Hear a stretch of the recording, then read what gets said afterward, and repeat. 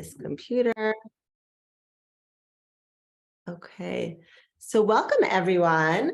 Chodesh Tov, good new month, the month of Adar, the month of Pisces.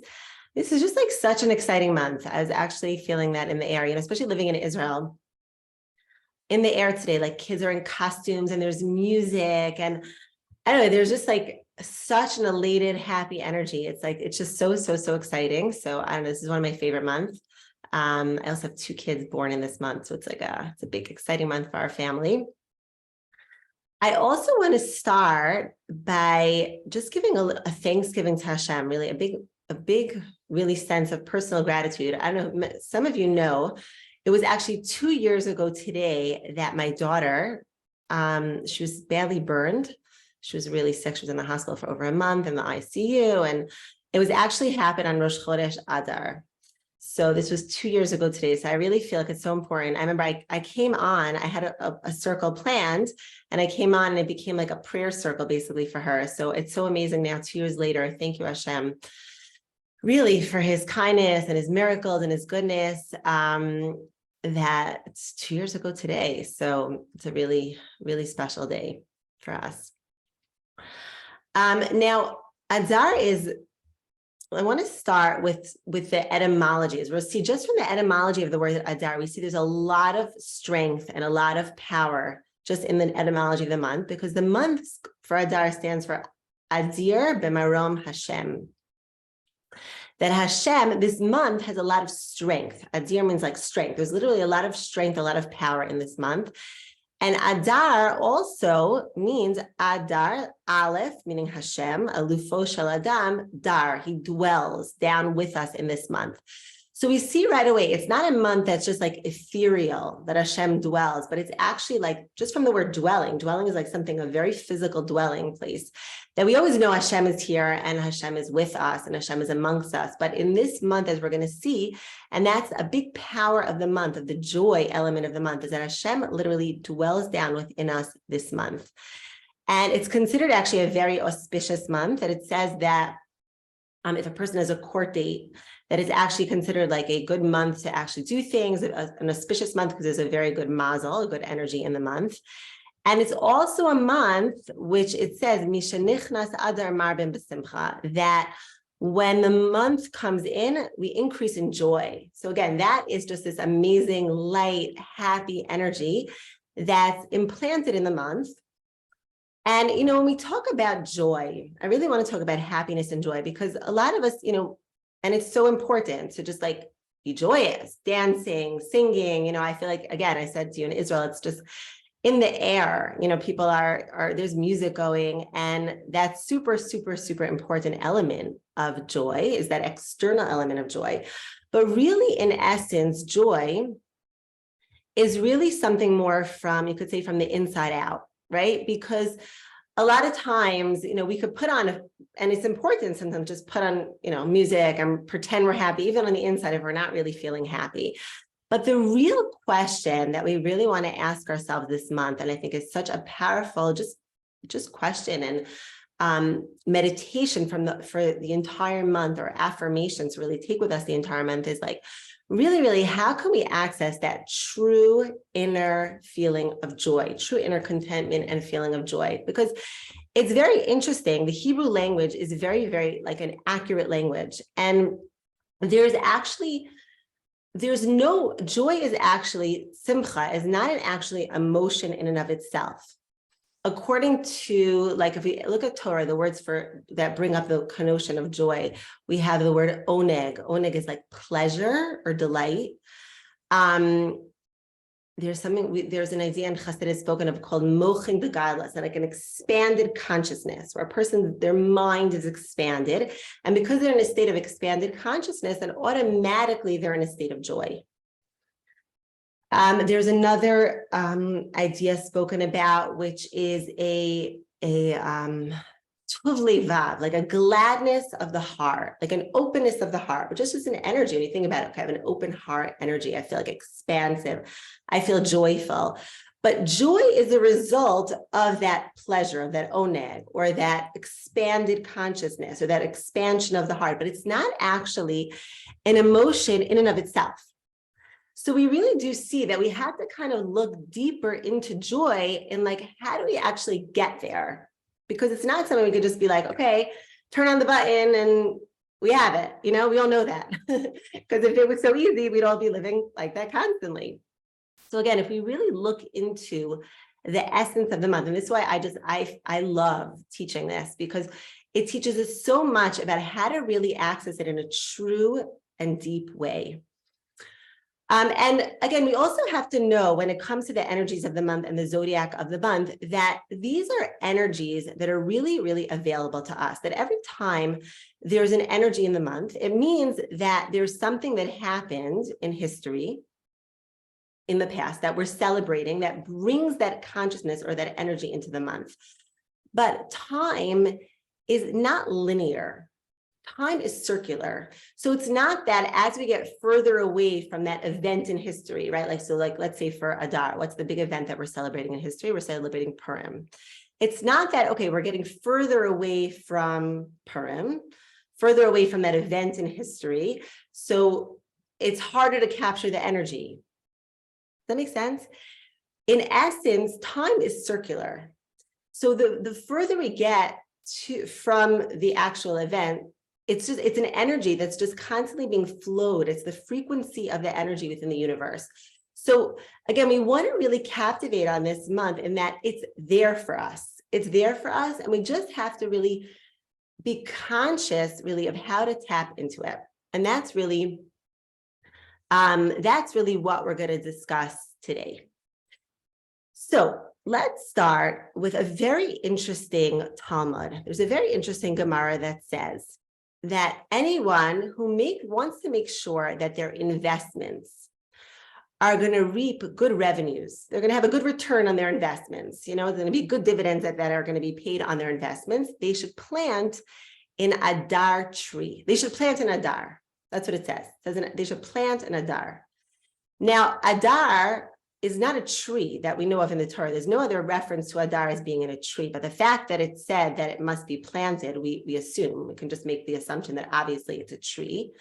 But what does that mean? What does this Gemara mean? That if you want to make sure you have good revenues on your investment, you should plant an Adar. So the Bnei Yissaschar, he comments, he says that, what is the idea of an Adar? Okay, what does that mean? Adar really is a consciousness. It's an awareness. And what is that consciousness and what is that awareness? The awareness is this recognition that whatever we do in this world, we can be working, can have a job, putting in efforts, making what we call in this world a vessel, because we always have to build vessels in this world for God to shower down his blessing and his light. But we have to know that that is it's just a vessel that we're building, but no matter how hard that we work, we have to know that it's this consciousness that it really is all Hashem that fills the vessels. We build the vessels, but it's ultimately to know that whatever we do, we're not alone, that it's really Hashem that brings down these blessings. So what is that really pinpointing? Really the whole essence of Adar, which is that Hashem is available, is here. Hashem is giving us miracles, and Hashem is constantly showering down miracles within nature. We can work, and we have to work. We have to put in the effort. We have to build the vessels. But to really, the consciousness is the Adar consciousness that whatever we do, it's not us alone. It's Hashem there, and he's filling the vessels. He's actually the one that is the partner with us to bring down the miracles in our life. And when we say this consciousness or this awareness, we say we have to plant in Adar. What does it mean to plant? Planting is something very, very physical. It's a very physical activity. It's something that we do physically. And I really feel that is, I think the essence of this month is that it's not enough to have this consciousness or this awareness in a very intellectual way or in a very ethereal way. But the whole essence of this month is that it should be like a very somatic experience. Like I feel this month is kind of like a very somatic feeling of Hashem Dar, Hashem dwells. And that we have to literally come to a place of really being within the body and working within the body to really experience that feeling or that awareness, that consciousness within ourselves. And that's really, I was thinking about it, that's really the difference really of emunah versus bitachon. Emunah, we say I have emunah, so I believe that Hashem is good and Hashem is constantly showering down miracles and Hashem is providing for me. That's emunah. But what is bitachon? Bitachon is Hashem believes in me. And Hashem is with me in all the darkness and all the details of my life. And it says, according to Chassidus, that bitachon is actually a felt sense in the body. Because we could have emunah, right? We could believe that Hashem is good and we could believe that Hashem is going to do a miracle for us. But at the same time, like on a somatic level, if we're living in sympathetic nervous system, if we're in fight or flight and we're like, okay, I believe Hashem is good, I believe Hashem is good, but like in our body hasn't caught up on that reality yet, then that's really not what bitachon is. Bitachon is what is actually a felt sense in the body.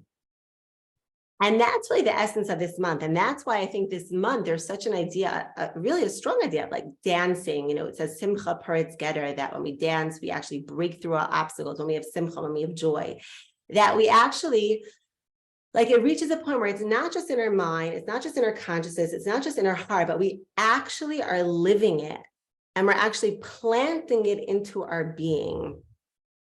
So, and that's really the idea like of a tree, right? In order to have a tree that's going to be a strong tree, it has to have strong roots. And these roots have to go very deep into the soil.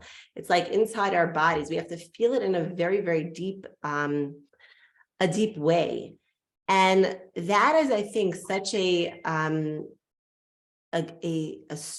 feel like a very important energy of the month, and that's that we should really spend time this month really being connected to our bodies and to really feel Hashem within our bodies. And whatever that means, something different for every person. It could be, breathing, regulating our nervous system, whatever it is that we actually feel that we can actually take all this awareness and all this consciousness and all these expanded, it's called mochin de gadlus, energy that's here available for us this month, and actually be able to aleph dar, to actually dwell and bring it within our bodies this month. So, yeah, that's one, I think, really important element to this month. And that really is when we're actually living it, not just in an ethereal way, but in a felt sense in the body, that's joy. Like even when I say it, I'm just like, like that's like real, true, deep inner contentment and inner joy. Now, the other essence of this month is, it talks about the whole essence of Purim, and the miracles of Purim is miracles that actually happen within nature. That there are two different ways that God interfaces with this world, right? There are miracles that are above nature, and that we're going to experience next month, the month of Nisan, the month of Passover, coming out of Egypt, is God's just miraculously taking us out of Egypt. But then we also have the miracles that are actually within nature. And it says that the miracles that are within nature, they actually come from a higher spiritual origin, because they're hidden. We don't see it, but actually it's from a higher spiritual origin than actually the miracles that are happening above nature. And I think that's really what it is, that that's the Adar tree again, that it's this deep trust, this deep sense that, again, everything that we're doing very physically in this world and every single day, our entire reality, which could look very just natural, very just going through the rope of things, but this deep trust, this deep bitachon, that the essence of this month really brings, that nature is really just above nature. And when comes the month of Purim, we take off those masks and we actually experience that reality in its full depth.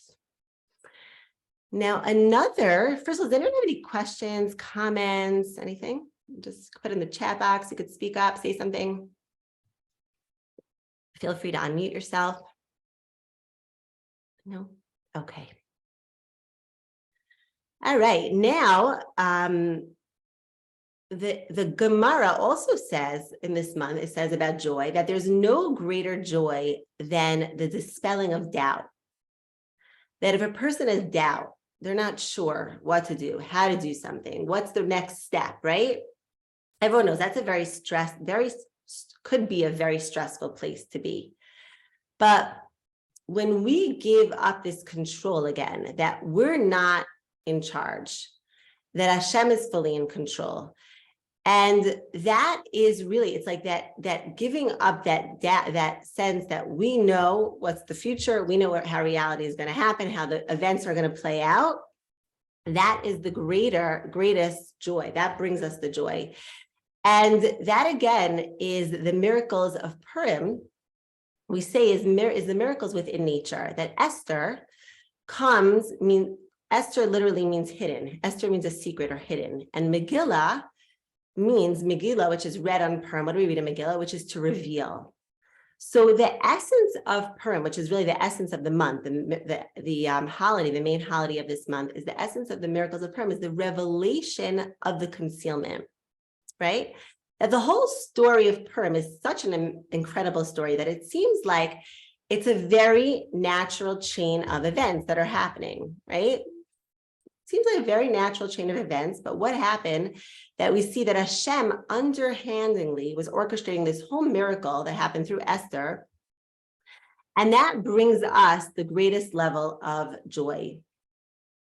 So again, the whole essence of Purim is recognizing again this idea that Hashem is working within nature, but everything is really above nature.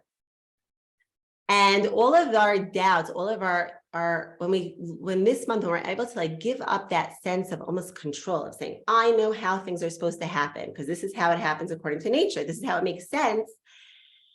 That is when we're able to really tap into that energy that's available for us. That is the essence really of joy. Now, again, what is the energy of joy? What is the result of joy? The result of joy is laughter, right? That is like when we're overflowing with joy. We just had my kids were just telling me this like funny joke at the story at the table, and everyone was just cracking up, right? True joyful experience, what happens? The overflow of joy is this experience of laughter. Now, when we look at laughter, according to the Torah, we're going to actually see something very interesting. That when we talk about the different sefirot within the world, each of the sefirot have a different forefather that is the chariot of that sefirah, that divine attribute in the world. So Abraham represents the side of Chesed, and Yitzchak represents the side of Gevura, the side of more severity, of judgment, of strictness. Now Yitzchak's name, if we look at the word Yitzchak actually means laughter, right? Now, Yitzchak, again, is Gevura. It's that energy of more discipline, of judgment, of severity. It's a much more stern, what could feel like more of a constricted energy. But what does this actually teach us also about this idea of joy and laughter? And that in order to really come to a place of true joy, not just this superficial joy, but really cultivate joy from within, it really is a lot of work to go into ourselves, to really go inward. Gevura is more of an inward contracted energy. Chesed is more of this expansive energy. Gevura is more inward. That when we actually are able to go pull back a little bit, take a look a little bit, take a step back, really able to examine what's going on in the inside, get in touch with our feelings, our emotions, like what does that feeling in the body actually even mean? When we're able to do that energy, that requires Gevura, that requires a lot of self-discipline, that also brings us this true joy. And it really requires a lot of like focused energy. It's not necessarily that we would think that, this month would be connected more to the energy of Chesed, of Abraham, but we see that it's actually Yitzchak who means laughter. So again, it's that energy of pulling inward a little bit this month, which again and that when we pull inward, we actually bring ourselves more into our bodies and can actually feel that energy in a much more true way. And the result really is just laughter. It's like this real, true sense of joy that is the result of that. Okay. Now, another secret, or another way of cultivating joy according to the mystical teachings, is also this idea that the word for ibdu et Hashem b'simcha, that we should serve God with joy, b'simcha, is the same letters as b'machshava, with our thoughts. Okay, so simcha, b'simcha, and b'machshava means our thoughts are the same letters. And I think this is something that is so fascinating, because I love science, and I'm always like reading on, different science articles and science studies. And science speaks so much about the power of our mind, the power of our thoughts, that I think every second, I don't know how many thousands and thousands of thoughts we have going through our minds at every second. And when we start to realize that we have such an ability to influence our reality based on our thoughts, to literally change reality based on our thoughts, that is a true secret to joy. And what is this idea really, according to Chassidut, according to the mystical teachings of the Torah? It says that the mind actually rules over the heart. So again, joy is a feeling, it's an emotion within our heart. It's an overflowing state, we said, of expansive consciousness, of an opening of the heart. But how do we actually get there? Through the power of the mind. This is something, again, this is really spoken about a lot, that we can actually change reality and I've just read this article, I think within 24 hours, if a person would really focus their mind, or maybe it was more than that, maybe it was a few days, but it was a very short period of time, that if a person literally would work hard to change their thought processes, change the reality, change their minds, and really envision the reality that they want for themselves, they can actually rewire. They've done this, they've proven this scientifically. They found there can actually be new wiring, new neural pathways created in the mind that can literally alter reality. I was just reading this, such a fascinating study.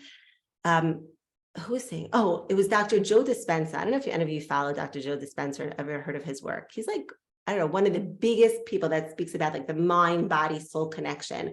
So I was hearing a little bit about his story, and I just thought it was so fascinating. I want to share. He said that he was, the way he got into his work was he was in this terrible car accident, and he was told basically that he was not going to live. Like he was going to live, but he was not going to be able to walk again. And what he did was he said, and they said he had to do a surgery, a back surgery, but they still didn't know, even after the surgery, if he'd be able to walk. What he did was he said every single day he stayed in his bed, and he literally would picture in his mind, envision each vertebrae connecting back together. And then, his spine actually connecting back together. He did surgery on himself with his mind. And within a few months, or maybe it was even less, he was up and walking and fine and never had to have surgery. And it was like, the doctors were like, this is a total miracle. Now, if we actually think then about the power of our minds to actually bring us to this state of joy, it's like we can literally envision ourselves, envision our future self, envision our reality that we want for ourselves, even if we don't feel it in our that it's really possible for ourselves, even if we really don't feel it. But if we could just get in the consciousness this month, that the power of our mind to shift our reality. So I think a great thing to take upon yourself this month, it's something that I'm going to challenge myself to this month, is to really every day just picture the day ahead, and picture it in its with all its details, in this awesome, fun, joyous way. Things that maybe don't seem possible, but be like, forget it, not this month. We can alter through our mind reality and change the way things are going to happen and unfold in our lives. So that this energy is really here for us this month. And I think that that's a really important, way that we can practically cultivate joy into our lives, is just through our thoughts. Think about each day, how we're going to bring joy, how we're going to live our day, and realize that we can actually have the most awesome day, the most awesome experience, and we can break through our doubts and our limiting beliefs about ourselves, and really envision in our mind's eye the future that we really want and the day that we want. every single moment, every single day. So I'm going to give that as a challenge. Hope everyone maybe will take us up on that, because I think that is really, really, really powerful. Yeah, anyone want to share anything, any thoughts, any questions?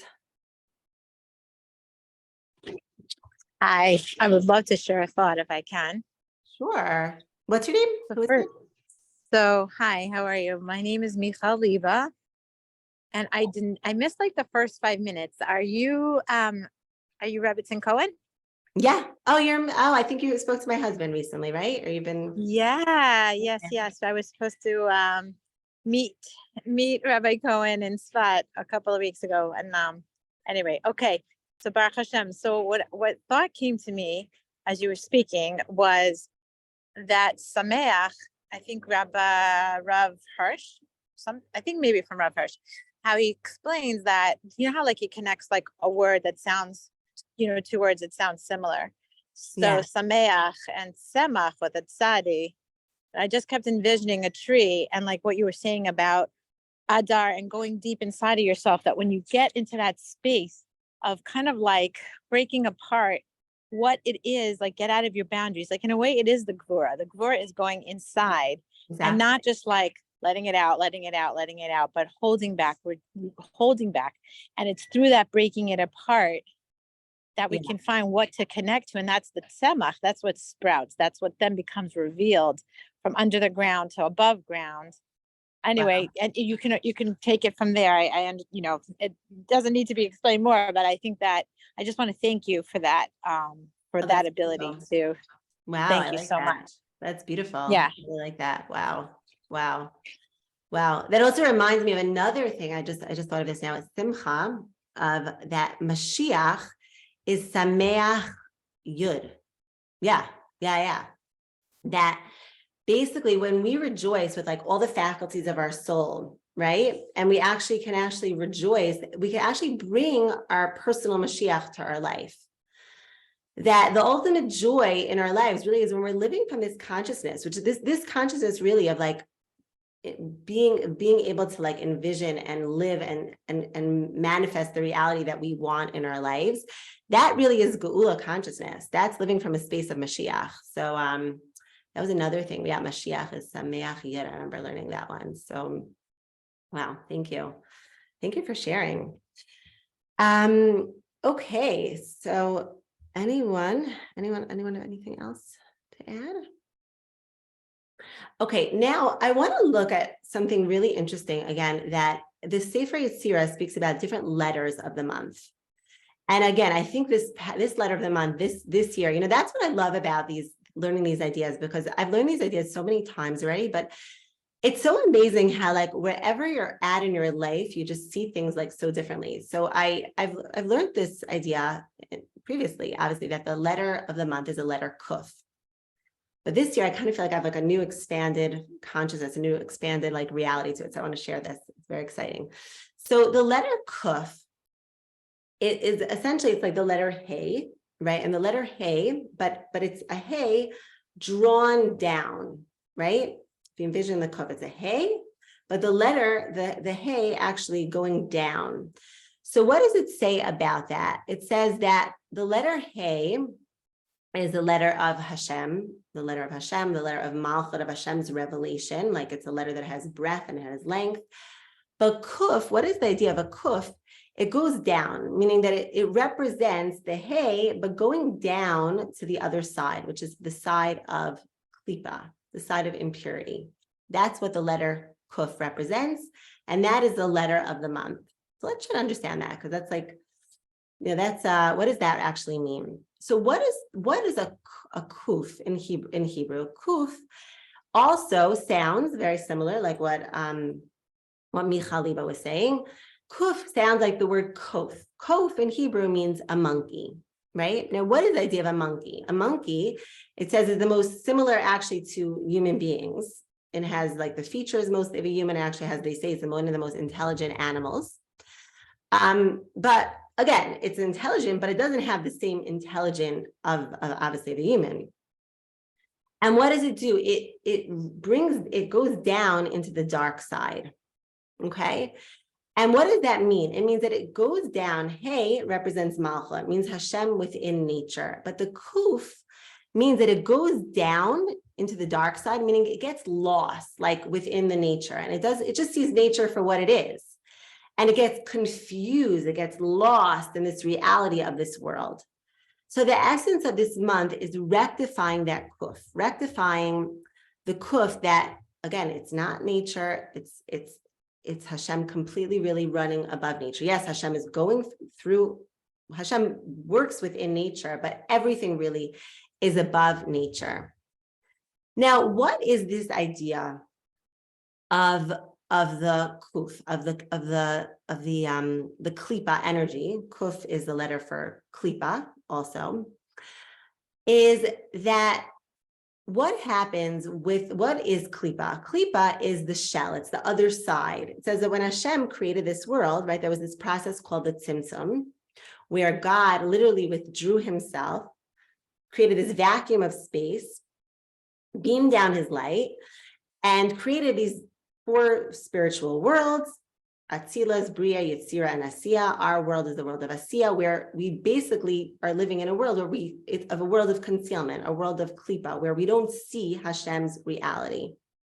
So what happens that there are parts of ourselves that become fragmented to the whole of who we are. That's what klipa is. It's fragmentation, where we get lost and we don't see the unity of Hashem. We don't see Hashem Echad. We don't see the oneness of Hashem within everything.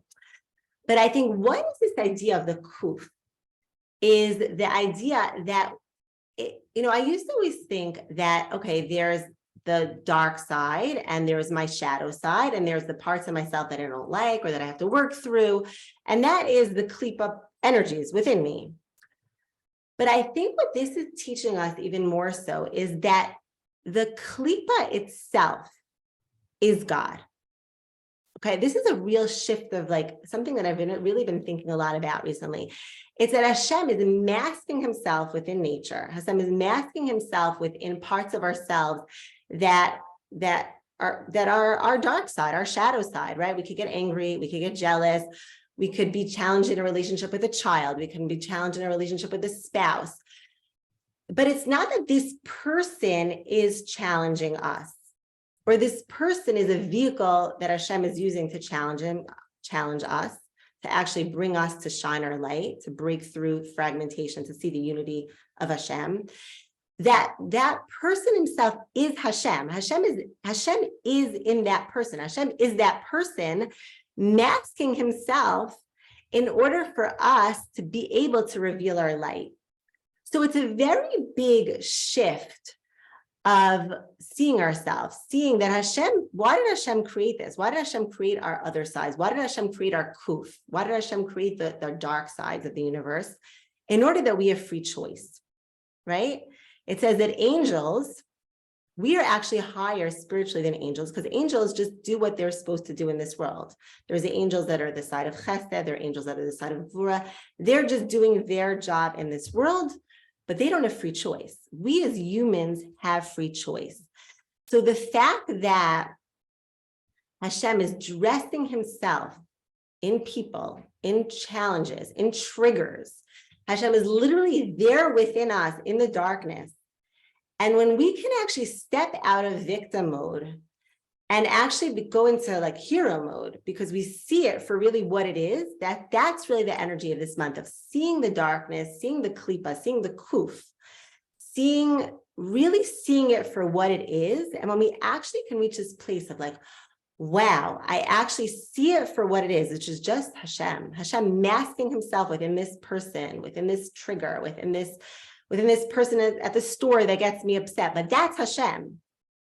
That is really joy. When we can actually break through and actually see that, that is really, I think, one of the secrets, the biggest joys that we can have. It's one of the biggest ways that we can actually be like, okay, I'm not a victim anymore. I'm a hero. I see it for what it is.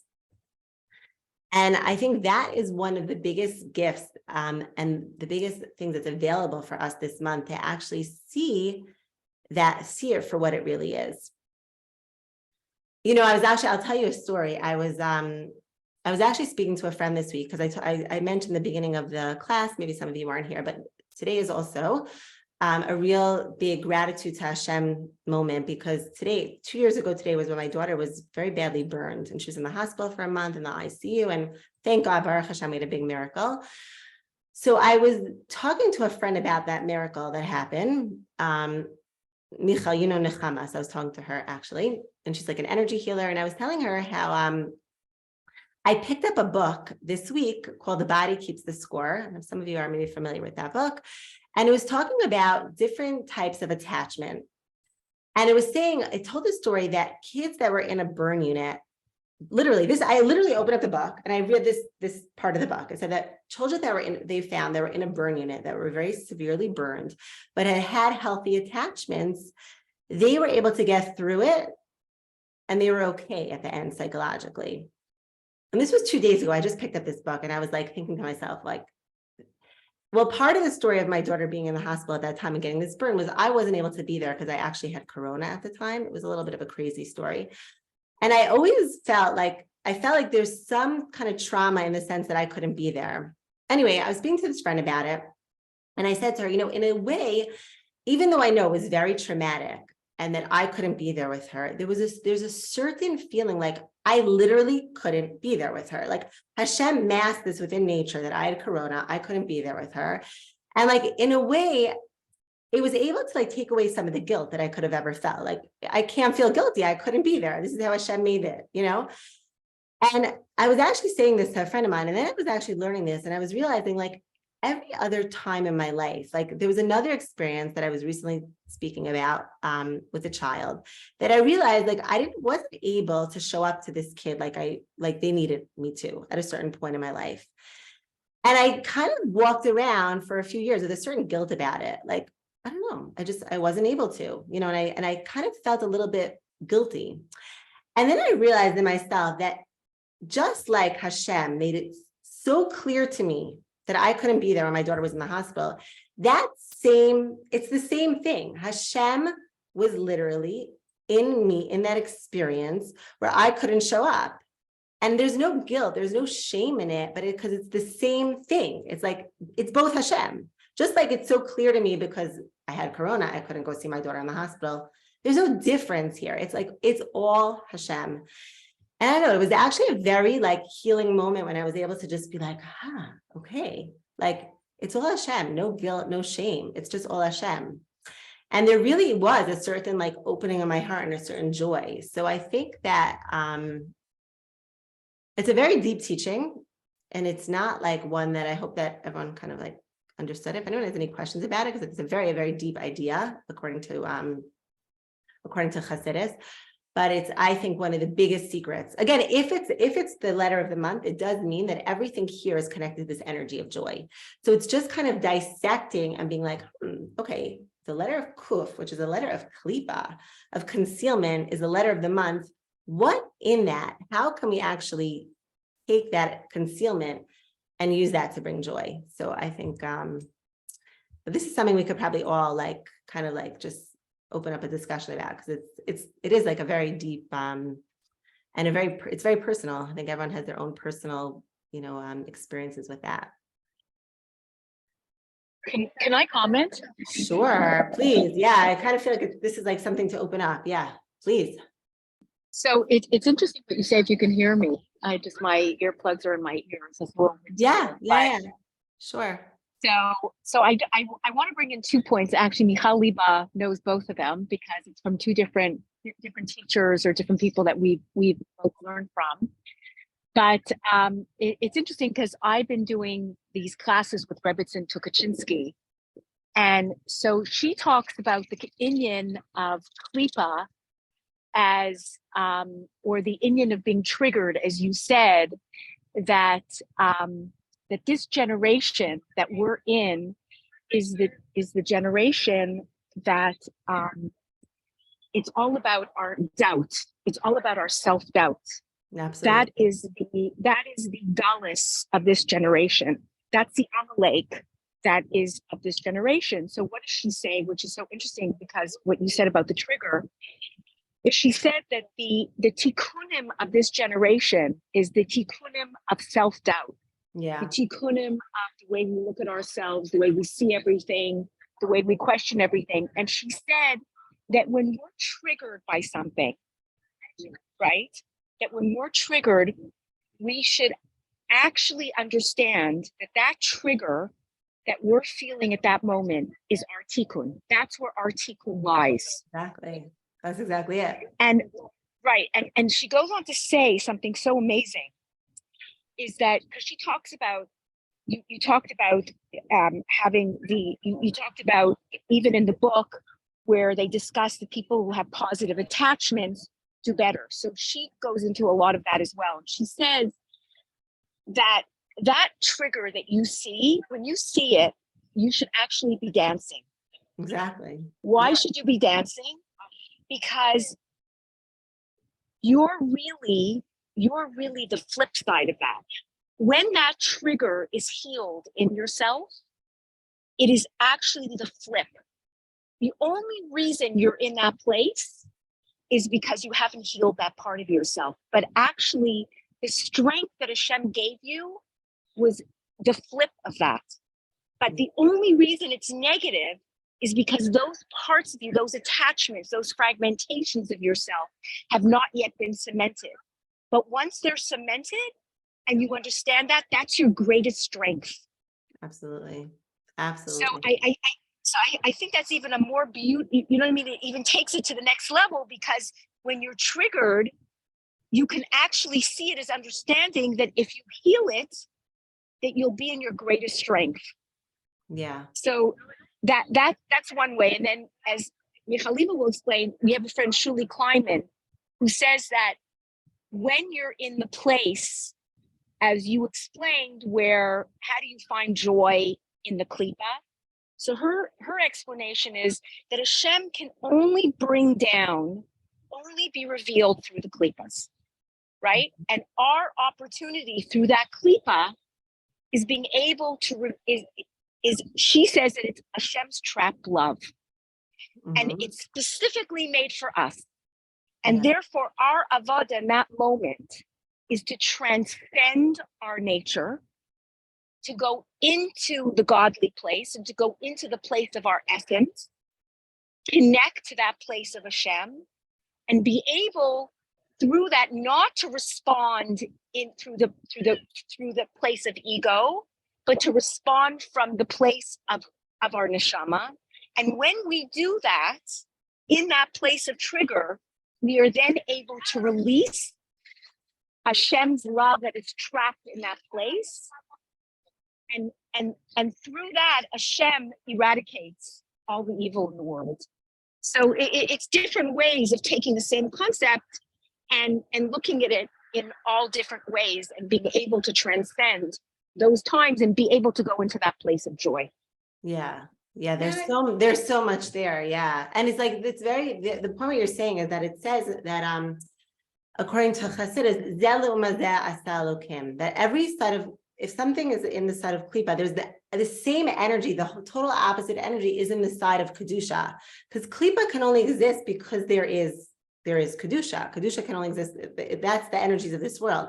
So exactly what you're saying, like wherever the trigger is, it's like when we actually just crack it open, it's layers, it's husks, it's shells. So we just like peeling off the layers and peeling off the layers. Inside is the greatest love. It reminds me, it says that before Mashiach, it says, Umal Hashem es levavchem ve'es levav zarechem, that Mashiach is going to literally circumcise our hearts, literally remove the foreskins around our hearts, because our essence, our being is love. Everything, Hashem is love. That's our soul is just vibrating this frequency of love. And it's these concealments, and it's concealments, which is the doubts and the limiting beliefs and all that, it's just surrounding our heart. And it's so beautiful. It's exactly what you're saying. Cause like, it's just peeling it away. But the core, it's like through those triggers, we actually get to our core, to our beauty, to the love at the core of everything. Wow. Thank you. Let me ask a question on this score, which is kind of more from a practicality perspective. Yeah. Let's assume for a minute that you have a trigger, which is doubt, right? So you want something to happen, but your doubts come in, and you have doubts that either you've deserved it or that will happen or whatever, whatever doubts happen to it, and you spin in that state of doubt. What is the practical thing at that point that you should do in order to convert it into, in order to open up the husk, and in order to convert and open up that light? It's a very deep question you're asking. So listen, I think first of all, we could open this up as a discussion, because I think it's not like, I think this is more like a discussion, but I'll give you from my perspective. I think that doubt, it's very individual. Like everyone's hearts, they have these layers of doubts, but is at the core of it, we each go through different experiences, different traumas, different things in our life. And the layers on our heart may be different. For some people, that doubt may be coming from fears. For some people, that doubt may be coming from insecurities or low self-esteem. There's so many, but I think that the first thing we could always do is to really go into the body. It says Aleph Dar, Hashem's dwelling within us, in our bodies, and really breathe into the feeling of that doubt. Like breathe into it from, just somatically in our body, feel it in our body, feel where it is in our body, and really ask the body questions like, okay, like I'm feeling the doubt. And try to like uncover within ourselves, what are the layers? Like imagine as if you're like pulling off layers of it, like just getting really into the body and asking it questions. Because I think everyone's self-doubt is just different. It comes from like a different place, a different childhood, a different upbringing. Maybe it's your mother's voice, or maybe, there's so many, I think everyone's experiences are so different, but I think it's really that is going into it, like going into that gevura, like really going inward and using the body as a way of asking questions and trying to like use it as a guide to like reveal what is actually happening. Okay, so let's take that a step further. Let's assume that you've done that. And let's assume that you have gotten to a point where you recognize where it's coming from. So what's the next step? Let's assume that you've recognized that the doubt that you feel about whatever it happens to be is based on prior experience or some other or maybe past lives or whatever issues that have caused you to be in doubt about about the support that you're getting from Hashem, or about what's going to happen, or your doubt in terms of your bitachon or whatever. Let's assume that you've discovered that your doubt is coming from the following experience, or the following set of circumstances, or the following set of limiting beliefs. Now what? So then, again, I think it is very like specific. It's hard for me to give like a general answer, because I think everyone is like, it is kind of like a little bit specific, but I would say then at that point is to start becoming almost like friends with it. Okay. Like, so for example, if you're really, you understand it, but you're still like not friends with it. There's still like a lot of resistance that you have with that feeling, like a lot of like resentment or resistance. You can only start like transforming it when you actually become like friends with it, like not looking at it as like an enemy within you. And then using it as a catapult to grow, to like actually, so like I'll just give you an example. Like I'm sitting here on a call with 20 people here, I had a lot of self-doubts with my confidence in public speaking for a very long time. It was like one of my big traumas that I had to kind of work through. And Baruch Hashem, I constantly was like, would breathe into it, like, Hashem, you're with me in this space. I know that like there's been traumas with my voice and my ability to express myself. And I'm just like, I'm going in with you. And I'm like befriending you. Like I would almost like I'll give you an example. Like I literally would used to picture that I had like a chair next to me with this little girl that was scared to like speak in public. And I was like, okay, you're safe. You're okay. You're good. You could sit next to me and I'm going to hold your hand and we're going to do this together. And I kind of had to learn to become friends with her. And once I actually became friends with her, she stopped like nagging me at my skirt all the time and being like, you can't do this, stop, you know, like I'm not, like I kind of like befriended her. And I just like kind of faced it. I'm like, okay, Hashem's with you. Hashem, you're in this space, you're in this challenge, you're in this fear. And Baruch Hashem, like I was thinking about it, like I could come on here now and thank God, I don't feel that self-doubt anymore that I used to feel. So a lot of it is like befriending it, like, you know, just kind of like I would literally envision, like I had a chair. There was actually a point in the beginning when I was doing this work that I literally would pull up another chair for my inner child. It would sit next to me, the chair. And this chair was there and it was like, okay, we're like doing it together. I'm bringing you along. Yeah, you're scared. It's okay to be scared. You went through experiences in your life that make you doubt yourself and your voice and your confidence. And that's okay. Like I'm here with you. So it's almost sounding to me like you pull it out of yourself and into an embodiment outside of yourself and discuss it and have it as a separate being. Am I hearing it correctly? You pulled it out of yourself and you created a separate being that is filled with that doubt or whatever, and then you talk to it as a separate individual. And I think Mikhail has a comment or a question. Yeah. Do you go by Jane? Yes. Okay, Jane, I love your questions. Thank you so much, Jane, because like, wow, you know, sometimes that bullet point questions is like so targeted, but I think we're all thinking that and not knowing how to articulate. So I just want to thank you for your Amazing. depth of authenticity and seeking. And I don't want to answer for Rebbetzin Cohen. I just wanted to throw in a thought, and would love to hear how you guys feel. But like, when we were talking about klipas, it's like a part of us that we're still not seeing. It's that monkey.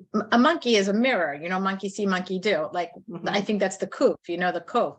I do something, really the whole world is our mirror. So Hashem is saying, look, I'm in that dark place. It's just, there's no light there yet. And right now, because you're blocked, so you're acting in a particular way. It's not clear to you what your next step is. It's not clear to you, why do you struggle with this, this, and this. So it almost sounds like, I don't know. I just want to ask the question on top of your question, Jane. I'm wondering, I don't think, to me, it doesn't sound like really that Rebbetzin Cohen is making it into a person or an entity or a force or energy sort of outside, as much as like soothing that inner feeling of like, I'm putting another piece to settle. Like I'm loving that space, that entity within my own psyche, my heartfelt space that just needed that attention, that was jumping up and down and going, notice me, notice me, notice me. I'm so scared. I was, for whatever reason, my parents did this, or I had this environment, I had this society, I had this teacher, I had this bad neighbor or friend or good friend, and I don't agree that Hashem is we only grow from the klipa. I think we can grow from good things if we search for the good things. So I wanted to back end comment what Nomi was sharing is, I don't agree that it's only through the klipa that we are going to get the growth and the opportunity and seeing that Hashemness. I think that we do get a lot from the klipa, but it's not only there. But then going back to your question, Jane, and what Rebbetzin Cohen is saying, I feel like it's revealing something which sounds like, you know what the outside part of it is? It's knowing that that doesn't identify who you are. Yeah. That's what you need to get out of that limiting belief. That's what the outside of this whole thing is. Like, get outside of that disbelief that or the misinterpretation of who we are. We are not our negativity. We're probably not even our positive things either. We are just an energy flow. And Hashem wants to give us this opportunity to just build a relationship, period, the end. And the more I can submit and let go and find peace within myself, by the way, we then emanate that koach, that spirit and that strength to our children. And that quote unquote trauma the Rebbetzin was explaining with her daughter, I'm sure just by letting go and doing that processing is giving her that inner stability to overcome what she experienced in the hospital. Sure. Had she not done that, it maybe would have been experienced very differently. You know, I'm saying a lot in one thing, but I'm sorry. I wanted to jump in, Jane, because all this is really good food for thought. So it is. There's so much. Correct me if I'm wrong. Yeah, I know there's so many. That's something. It's like it's so hard to answer these things on one point. There's so many layers that we could come to things from, and all of our souls we're just But I also really feel that's why I love the power of just like women getting together, because we really all need each other. Like there's this unity, this power of everyone getting together. And like, I always say when I do these things, like, I'm not teaching a class and like, this is not the answer. It's like, we all represent different pieces of this puzzle of our souls are all one, collective energy, collective unity. And like, I think we all have to like share. Everyone has like a piece of the experience that like just brings it to this greater whole. I just bought a black one. So I would love to just add something if that's okay. Can Sure, you guys please, can you hear me go okay? ahead. Yeah. Hi, Please. Roxanne, good to see you. Hi. What's Just your name? talking about Alyssa. I was Yeah, in Spot red, last yellow, year, Oh, yeah, hi, studying Alyssa. at Machonota. Yeah, Sure. good to see you. Doesn't have to be. I just wanted to add something that I learned when I was at seminary in Svat about Klipa and the energy of doubt and how we interact with it. Because I learned this from Rabbi Shammai Goslan in Svat, and it was so impactful in my life. So I just wanted to share it with the folks here. And it had to do basically those like extreme doubts that kind of like dance in front of you and they confuse you so much, and then you really start to believe them, and then you start telling yourself the stories about them, whether it's like worthiness or lack of love, or you're not good for anything or whatnot. So the ones that I feel, at least in my personal experience, are a little bit gentler, that I can either do as like Rebbetzin talked about, like inner child work or some of that.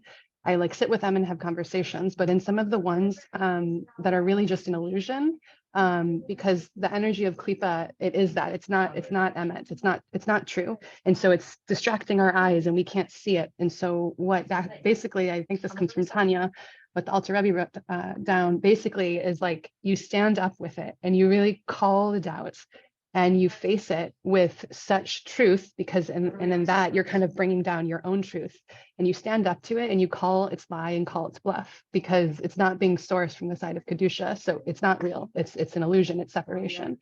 And so for me, kind of coming from some like Eastern meditation practices and stuff, that felt a little combative and a little violent. And I was like, I don't know, am I trying to like go to battle with my Yetzer Hara? And that didn't like feel right. But actually Hashem like presented me with circumstances to actually try it. And I did, where some beliefs were like being thrown at me. And I was just like, oh my gosh. And I used to just get so overwhelmed by them and, you know, really, really believe them. And then I basically was like, okay, let me try this. And I really was like, okay, where's my willpower? I'm like, this is not true. This is not real. Like, I don't actually believe these things about myself. And I really kind of like charged it with truth. And like, I found, you know, that strength inside myself. And we were talking about like, where is the source, the strength being sourced from?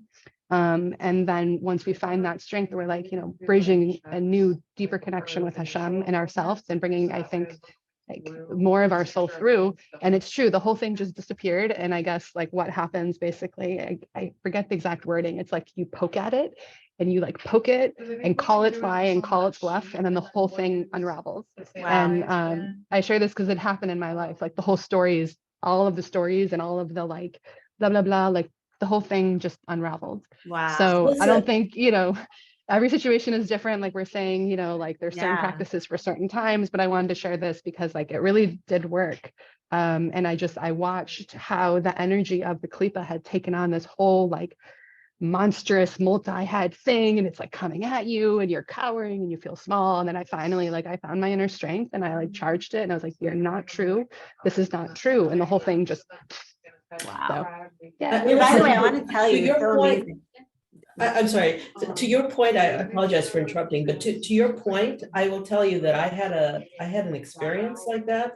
And I'm sorry, Brenda, for jumping in. I know you had a question, but I had an experience like that was very similar. And my experience was I was not at home, I was somewhere else, and I was having a major confrontation with a business person. And I went to bed in a state of such anxiety and fear that everything was falling apart.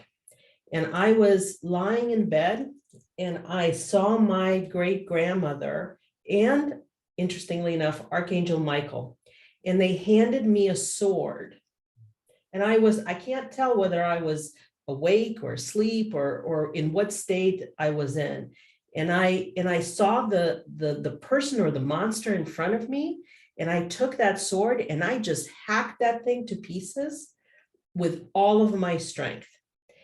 That visualization of taking that sword from my grandmother's hand and just hacking this to pieces, it got me out of that situation in an amazing kind of way.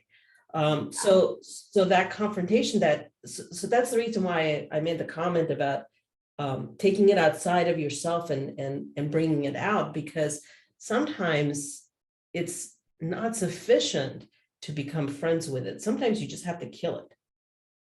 Yeah, I hear that. Yeah. Wow. First, I want to say something. There's 2 points I want to say. I think you made such an amazing point. How also we think that we're doing this work on our own and it's so heavy. But what you said, that you had this vision of your was it your grandmother? Like, we're not doing anything on our own. We have so much like what's called schus avos, like support from like our ancestors and the matriarchs and patriarchs, that like we're not doing it on our own accord, and we can actually use that as like a resource of strength within us. I think that's like so beautiful. And also, I also want to say how I feel like it's so amazing that we're so aligned with like the energies of the time, that actually whoever does the daily Tanya, there's a daily Tanya that you do every day, that the Tanya is broken up. It's actually speaking exactly about these points. So I think it's just so amazing how like all these things are just aligning together. Brenda, you've been raising your hand. Hi. Hi, can you hear me all right, Miss Miriam? I do. Welcome. Hello. Oh, what a gem of a class. It's like sitting around and glowing crystals. I think what we all need to do is just do this class over like every day for a season. It's that rich. I want to come on. I can't stay too long, but I do want to reference Jane, because she's always, like yourself, such a practical help, and she can drill these things down. But this also ties into Alyssa's gold. In that, yes, we certainly aren't alone, but that is so hard to remember.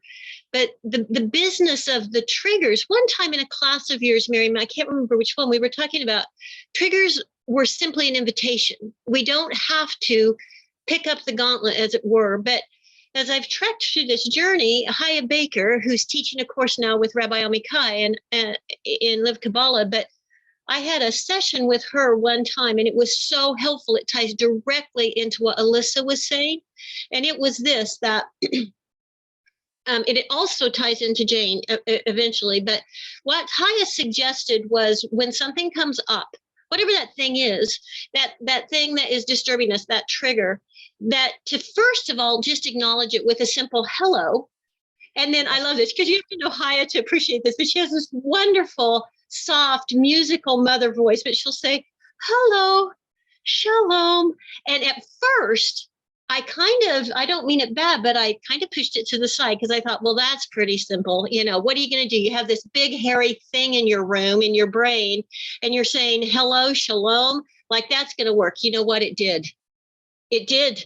What you have to do, though, is have that significant pause where after you say hello to it, you just, like Lorenzo is saying over here in the chat, if you guys haven't read it, go up and read what he said. But it's that business of there's a tension. And to say hello is one thing, that's to acknowledge it. To say shalom is, I'm not just asking for your peace. I want wholeness from this. And I am not leaving this journey or this couch that we are both sitting on, me and it, until I achieve wholeness. And you know what? A lot of times, Miss Jane, I don't get it.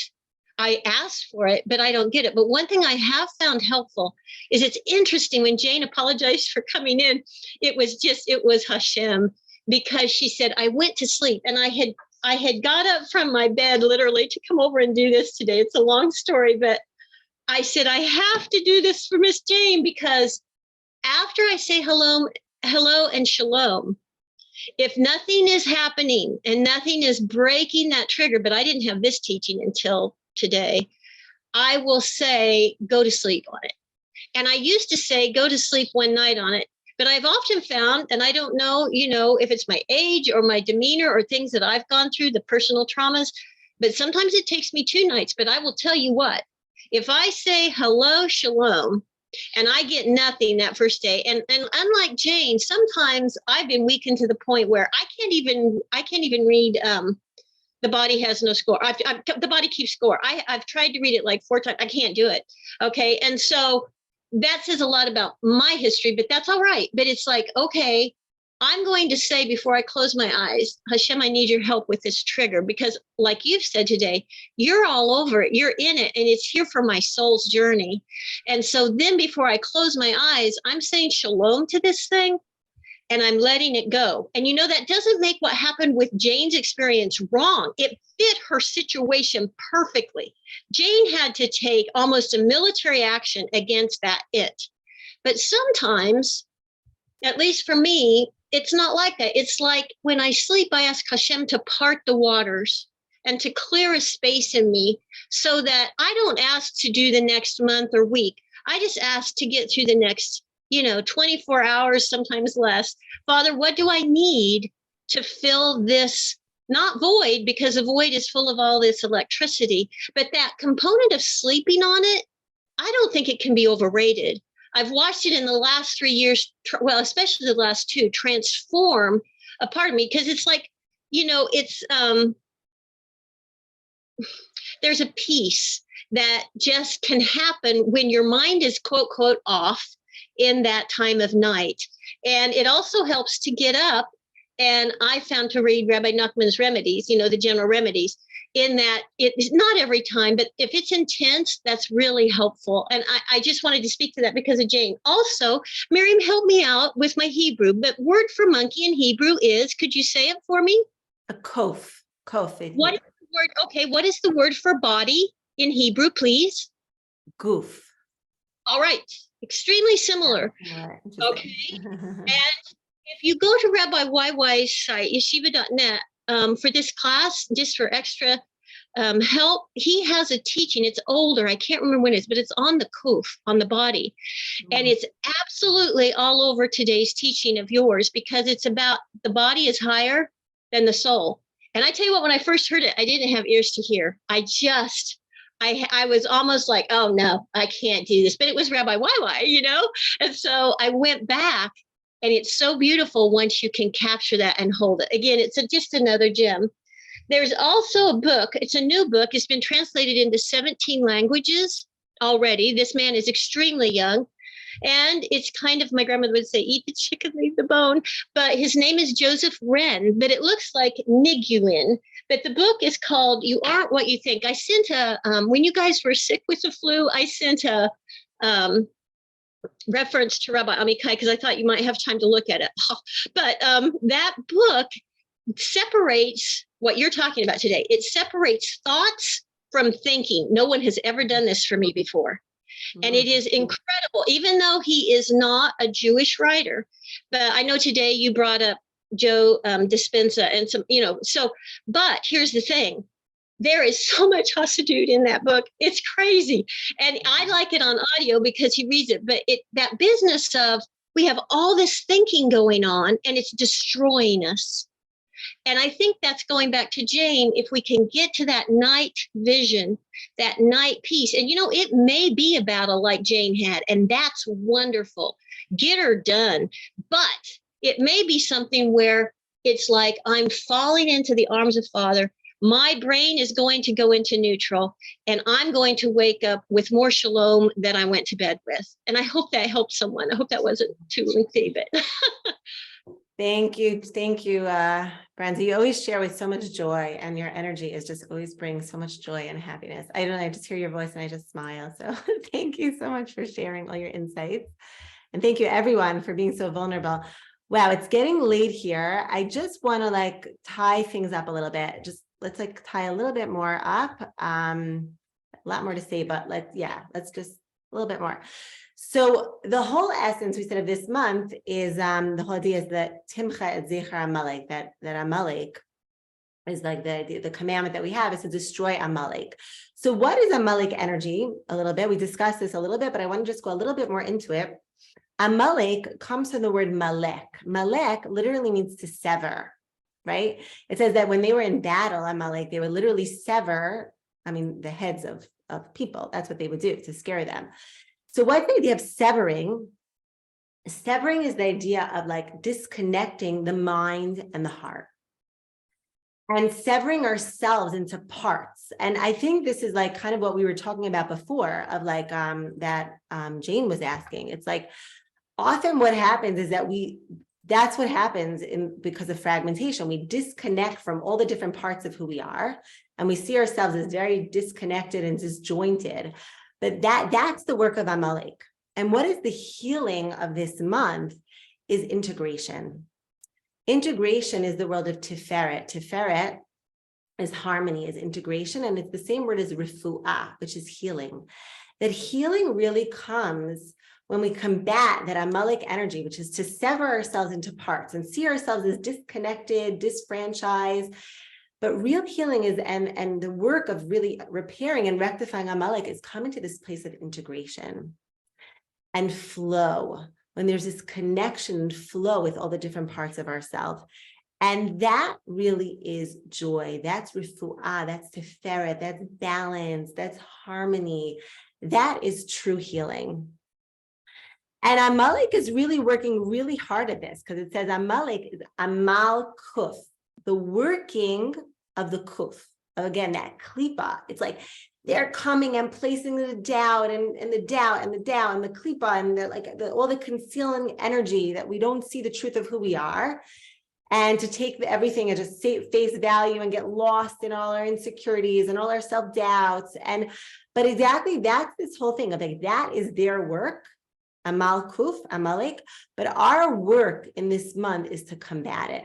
And I think that's a lot what Alyssa was saying, is like to see it for what it is, to stand up against it, and to know that is really, I thought Amalek is, it says the final battle, which is really the battle of fragmented consciousness, which is what Amalek is trying to do for us, versus unity consciousness, which is just, and this month, right before Purim, we have this, which is again, seeing Hashem within nature, seeing Hashem, all those doubts and all those insecurities, it's all Hashem there, concealing his lights, all that concealing light, but we are there. We can actually have that ability to Amal Kuf, to actually face that and to do that work against that Kuf, in really standing up to that self-doubt and be like, hey, that's not true. That's not the truth of who we are. We are Einon Milvado. Hashem is within all of us, within the darkness, within every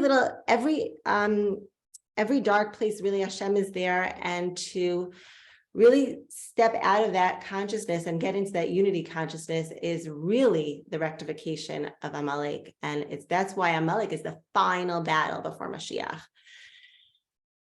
Yeah, so there's a lot to say. I have a lot more on, but it's getting late. I don't want to keep everyone on too much, but I think we really did have amazing conversations. And I want to thank everyone for being so vulnerable and sharing. And really every single one of us, there's no like answers. And I think that's what's so amazing, is like every single one of us, we're just this one unified, all of us, field of energy together. Our souls are so unified, and every single one of us has different pieces of this puzzle. And it's so beautiful when we can all share. And I really appreciate and thank you all for your vulnerability and sharing and your authenticity. And I really, really just so appreciate it. Anyone want to end off anything quickly? Any questions quickly? Or hi, I just wanted to say one thing. It was hitting me like as you're saying this, like the end, that klipa is this fragmentation energy. I was thinking like if really klipa is Hashem, maybe there's a certain actually power. I mean, you can't have unity if you don't have parts. It sounds like unity would mean that like everything's one and the same, but unity only comes from that there's so many parts and so many sides, and the only way you get that full picture is with this fragmentation of parts. So it's almost like that klipa holds the secret to unity. It holds the secret to our fullness. We're only all the light of who we are, of individually and collectively, only is through the fact that of these individual parts. And when we stop looking at it as like, oh, there's like this, I guess this is more of like the friend perspective. There's this part of me that wants this and this part of me wants this. They're all really want the same goal. They just think they're getting it in different ways. They want the same thing. They just think that this is it. And to bring in the light of what is the real path of getting to that one goal. So I guess first getting in touch, what is it that I really want? What is my real deep inner desire? And collectively, what is it that we really want? And then okay, so what is the light? What is the truth? But instead of looking at like, oh, there's two teams, one wants A and one wants this. And then No, that's exactly the point. Yeah, thank you so much for saying it, because that's exactly the point. That's the thing. It's like Hashem is the klipa. Hashem is that. Hashem is everything. Hashem created. There's no such thing as an existence outside of Hashem, right?